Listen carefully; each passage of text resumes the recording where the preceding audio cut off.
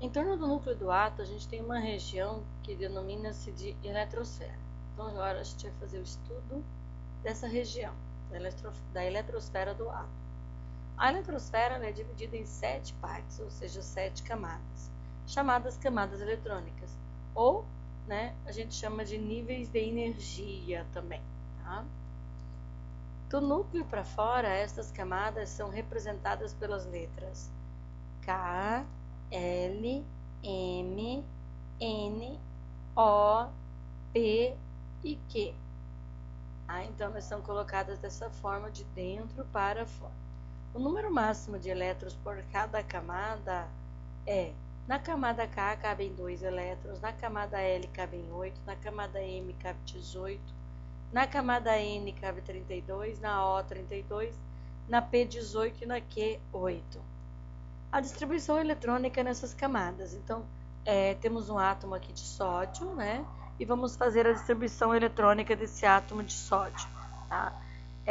Se ele tem número atômico igual a 11, então isso quer dizer que ele tem 11 elétrons.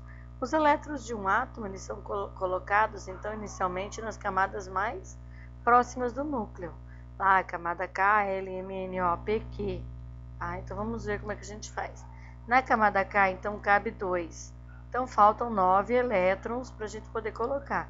Então, lá na camada L cabe 8. Então, está faltando 1. Então, esse 1 vai lá para a camada M, que cabe 1. Cabe, na verdade, 18.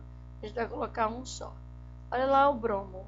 O bromo ele tem número atômico 35, significa que ele tem 35 elétrons. Então, como que a gente vai fazer essa distribuição eletrônica? Na camada K2, na camada L8, na camada M18, na camada N7. Então, totaliza os 35 elétrons que a gente precisa distribuir. Verifique que na última camada do átomo não pode ter mais do que 8 elétrons. Tá? Então, Niels Bohr, lá, ao fazer suas pesquisas das camadas eletrônicas, verificou que não pode de maneira nenhuma, quando se trata da última camada, ter mais do que 8 elétrons. Quando isso acontece, a gente deve colocar na mesma camada 8 ou 18 elétrons. Aquele que for imediatamente inferior ao valor cancelado e o restante vai para a seguinte camada. Vamos ver como é que funciona isso. Então, olha lá, o átomo de cálcio tem 20 elétrons, porque tem número atômico 20. Então, ele vai ter 20 elétrons para distribuir. Então, olha lá, 2, 8, pelo 7 seria 10, que daria 20. Mas eu não posso deixar a última camada com 10, tem que deixar com 8. Então, eu coloco 8 e vou para a camada seguinte colocando o que falta, que são 2. Então, eu tenho a penúltima camada com 8 e a última com 2. Olha o átomo de iodo, tem 53 de número atômico, então ele tem 53 elétrons. Então, olha lá, 2, 8, 18, seria 25, mas eu posso deixar 25? Não, eu só posso deixar na última camada 8, tá? Então, eu coloco, ou 18 na última camada, Mas nunca menos que 18 ou 8. Então, eu tenho lá que na outra camada vai ficar com 7. Um átomo tem número de massa 31 e 16 nêutrons. Qual o número de elétrons no nível mais externo? Então, ele quer saber a distribuição eletrônica desse átomo, tendo em vista que esse átomo tem número de massa 31 e número de nêutron 35. Então, a gente vai lá e faz qual é o seu número atômico, de qualquer coisa. Então, o número atômico dele vai ser igual a 31 menos 16, vai me dar um número atômico igual a 15. Então, eu faço a distribuição, 2 na camada L, 8 na camada L, quer dizer, 2 na camada K, 8 na camada L e 5 na camada M. Então, distribuir 15 elétrons. Então, a última camada vai estar com 5 elétrons. Um átomo A, ele possui 15 nêutrons. A distribuição eletrônica dele é essa dali.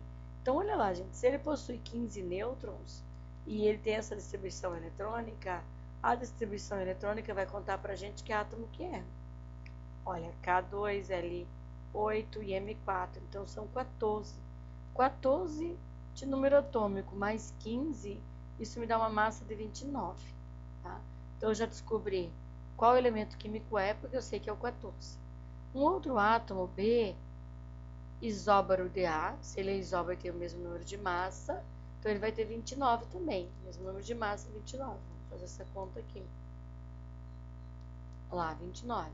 Se ele é isóbaro de A, então, e ele possui 14 nêutrons, então dá pra gente descobrir qual que é o seu número atômico. Então, 14, 29 menos 14 vai me dar número atômico 15 e me dá essa distribuição eletrônica K2L8M5. Summerfield, né, quando ele estava pesquisando o átomo, ele chegou à conclusão que os elétrons de mesmo nível eles não estão igualmente distanciados do núcleo, porque as trajetórias, além de circulares, como propunha Bohr, também pode ser elíptica, tá? Então, o que ele descobriu aqui pra gente? As camadas eletrônicas, os subníveis, tá? De energia. Esse assunto fica para o próximo vídeo.